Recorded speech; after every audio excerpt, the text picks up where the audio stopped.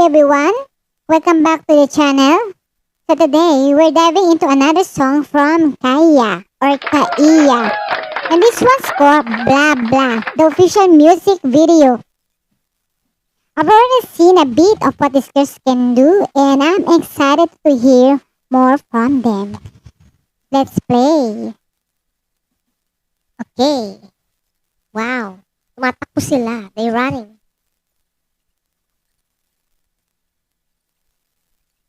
Okay.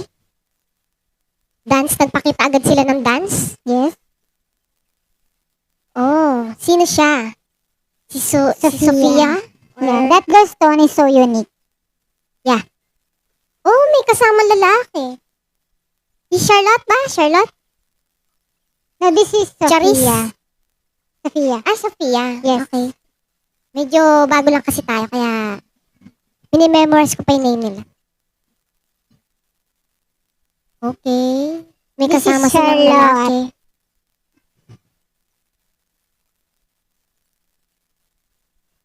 There's a light, almost airy quality in the way she deliver.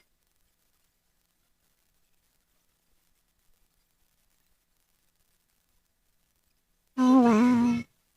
Chorus part. Ah.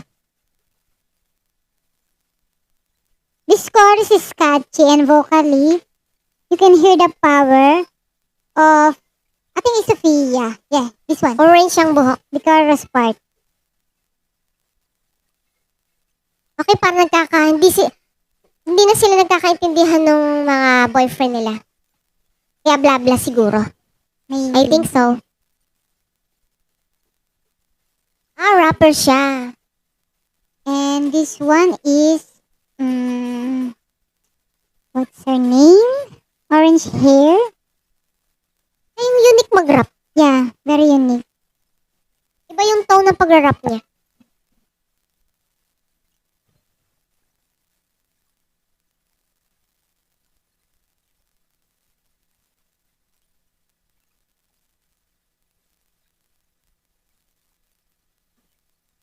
The group is really young. Like, seriously, they're still so young. Their faces, they're such a young group, pero talented. Makikita mo na ang talent nila.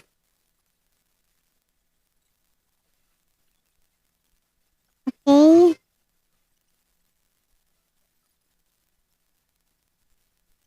What you say? Blah, blah. I like that part. Oh, wow.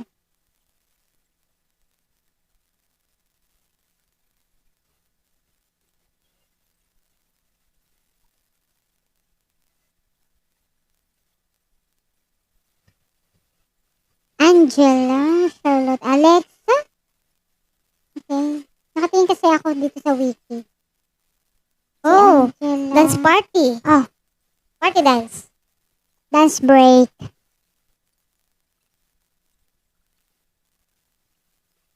Oh, I see. The name, Alexa. Okay. Alexa is the rapper. Yung cute mag-rap? Yes.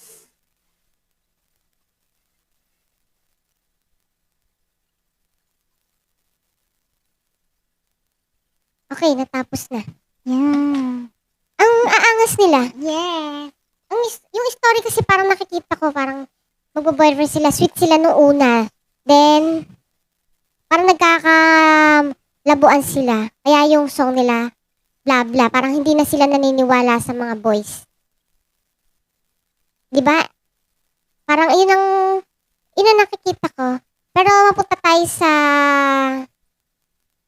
voice nila. Sa MV.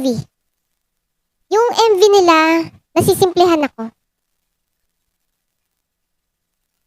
Na medyo simple siya. Anong year ba ito ginawa? 2 years ago. 2 years ago kaya. Kaya ganun. Siguro dahil baguhan sila, wala pang masyadong budget siguro. Pero kahit na yung MV nila, hindi siya hindi siya post production, 'di ba? Pero na nila yung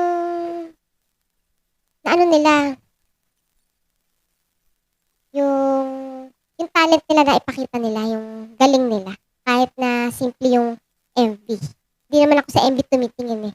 Sa boses talaga. Yung vocals nila sobrang powerful. And magaling din silang sumayaw, sabay-sabay sila. Synchronize. Saka ang gaganda nila. Okay. Yan, bibigyan ko sila ng rate 9. 9? Yeah, nice. Okay, for me, overall, this was a really solid performance. The visuals were stunning, the vocals were clean, and the concept was super creative for me. I especially love the harmonization and the mirror effect scene. That was clever. The song itself has a light but catchy feel, and the dance break added a nice punch. If I were to rate this, I'd say it's somewhere around a strong 8.5 out of 10 for me.